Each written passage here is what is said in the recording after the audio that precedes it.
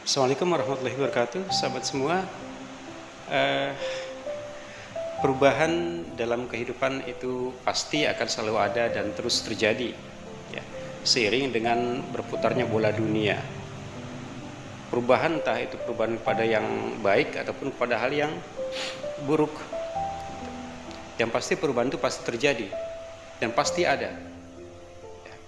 Sahabat semua, Anda teringat satu cerita dulu, ya, sekitar tahun 80 90-an awal, ya, itu anak-anak remaja putri, ya, muslimah di sekolah itu dilarang menggunakan jilbab, ya, menggunakan khimar, kerudung, ya. Nah, itu tahun 80-an dan 90-an awal itu dilarang. Kenapa? Karena dianggap tidak sesuai dengan kebudayaan Indonesia. Ya, dianggap terlalu ekstremis, terlalu radikal.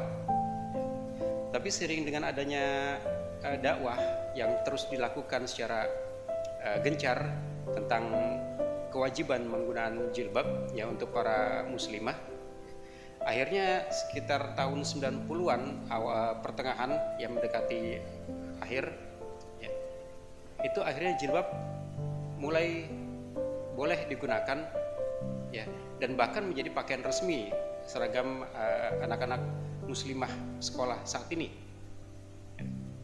Sahabat semua, sekitar tahun 70-an juga, ya, sudah ada ide tentang bank yang tanpa riba. Dan saat itu pun sama, ditentang, ditolak.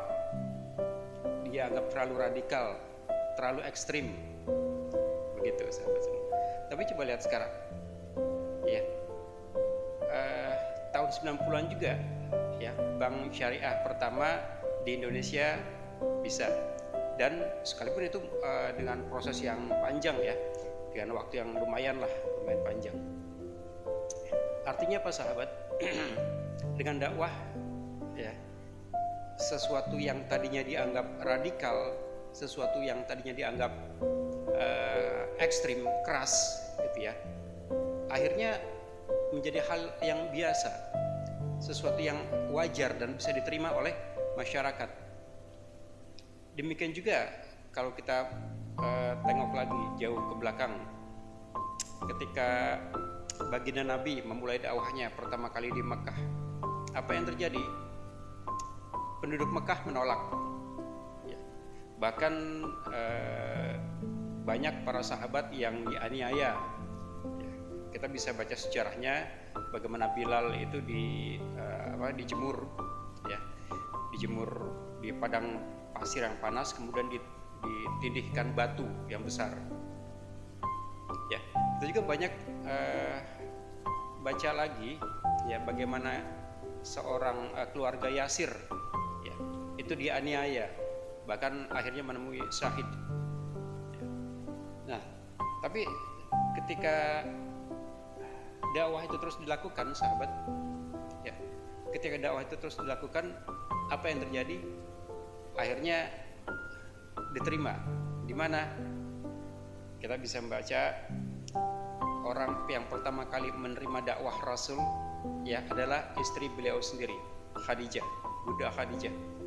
Kemudian mulai menyebar ke ponakannya Ali bin Abi Thalib, sahabatnya Abu Bakar As-Siddiq, ya, kemudian ke Abdurrahman bin Auf, Utsman bin Affan, Umar, dan seterusnya, hingga akhirnya di Mekah itu kita kenal dengan as-sabiqunal awalun, ya, artinya orang-orang yang pertama kali memeluk Islam, golongan yang pertama kali memeluk Islam, ya. Mereka terus berdakwah, ya, melakukan sebuah aktivitas informasi, ya, memberikan dakwah kepada masyarakat, mendidik masyarakat dengan cara yang kita bisa lihat santun, baik, dan selama di Mekah tidak pernah ada cerita perang, ya, tidak pernah ada cerita perang, dan tidak pernah ada kisah Rasulullah dan para sahabat itu membalas perlakuan kaum kafir jahiliyah Quraisy pada waktu itu dengan kekerasan juga.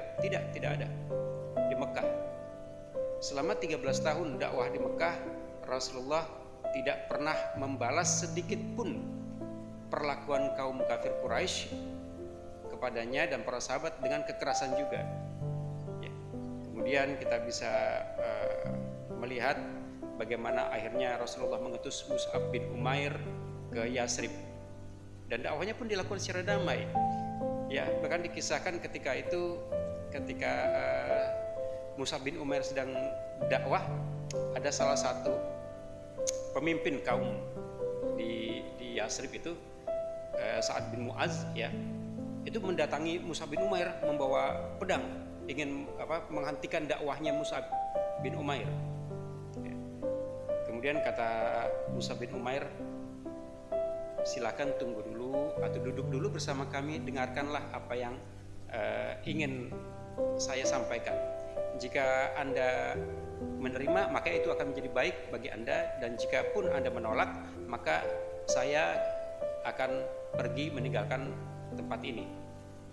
Kemudian Sa'ad bin Mu'az berpikir, ya mungkin tidak ada salahnya juga, ya, untuk dia duduk dan ikut mendengarkan dakwahnya Mus'ab bin Umair. Kemudian apa yang terjadi, sahabat?